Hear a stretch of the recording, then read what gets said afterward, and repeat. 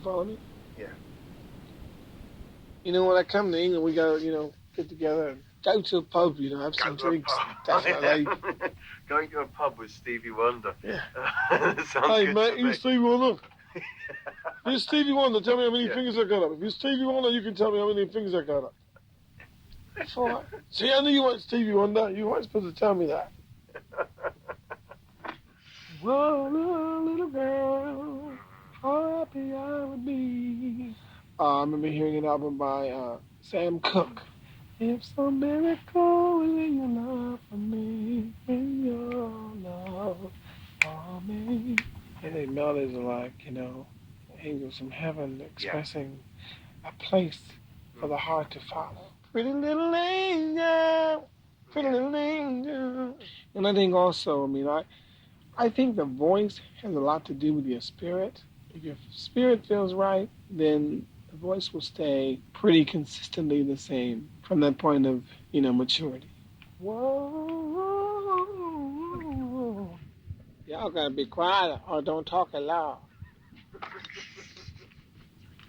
The sort of fun you have, is it the same way that you behaved when you were like little Stevie, when you were like 12 years old?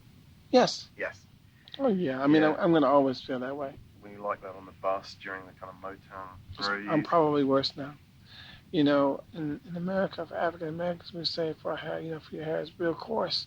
And so you call it nappy hair. Yeah. And so I remember once I woke up one time out of the sleep on the bus and the Temptations were there.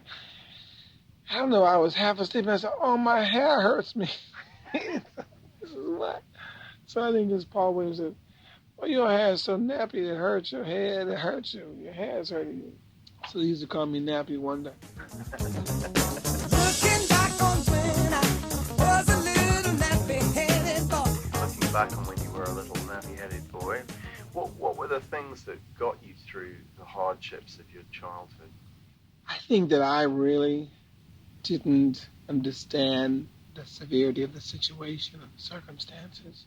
I think I was so in love with my mother and my brothers, my sister, my friends, just in love with just the discovery of life itself, that my focus was not on those things. I think I discovered, the whole thing of color when I went down south once when my grandmother passed away, and there was some white kids that lived nearby, whatever, and the kids, hey, nigga, whatever they said. You heard that word before?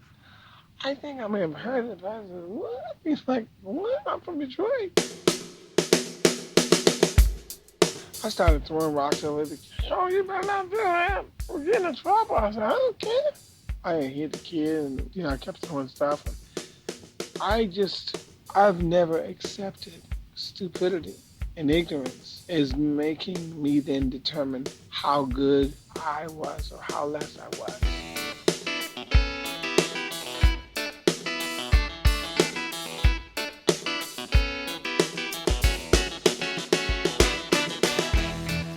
Since I can best remember, I've had a great relationship with God.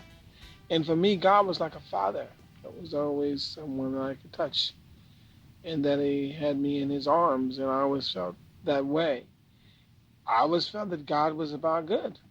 But for instance, when I was in church, I was in a Pentecostal church as a little boy, and back then it was a little different than now, but they said, you singing that worldly music, and, they were criticizing what I was doing. And listen, we live in a society where black music one time was called race music, where jazz was considered something nasty. I don't know.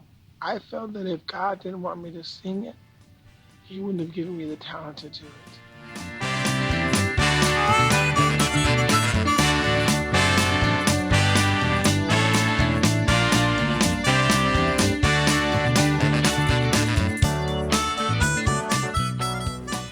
Your final deadline for this record? Are you days away from finishing? We are hopefully days away, yes. Yes. Hopefully days away. But creativity overrules punctuality. It's like if you have an article you have to do, you try your best to do it.